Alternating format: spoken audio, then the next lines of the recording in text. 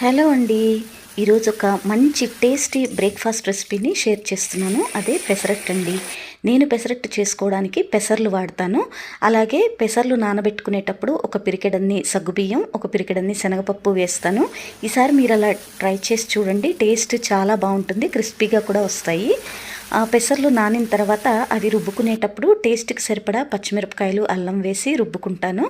ఇక ఇప్పుడు పెనం వేడి చేసుకుని పిండి వేసేసి దాని మీద ఆనియన్ పెసరట్టు కావాలంటే ఆనియన్ సన్నగా తరుక్కొని, అలాగే పచ్చిమిరపకాయ, జీలకర్ర వేసుకొని ఆనియన్ పెసరట్టు కావాలంటే ఆనియన్ పెసరట్టు, లేదు అంటే అదే ఆనియన్స్ మీద లూజ్గా చేసిన ఉప్మాని ఇలా స్ప్రెడ్ చేసుకుని ఉప్మా పెసరట్టు కావాలంటే ఉప్మా పెసరట్టు వేసేసుకుంటే చూడండి ఎంత క్రిస్పీగా ఎంత బాగా కనిపిస్తుందో. దీన్ని ఇంకా మనం అల్లం పచ్చడితో తింటే చాలా టేస్టీగా ఉంటుంది. దీన్ని ముందు రోజు రాత్రే రుబ్బే పని లేదండి, అప్పటికప్పుడు రుబ్బి చేసేసుకోవచ్చు.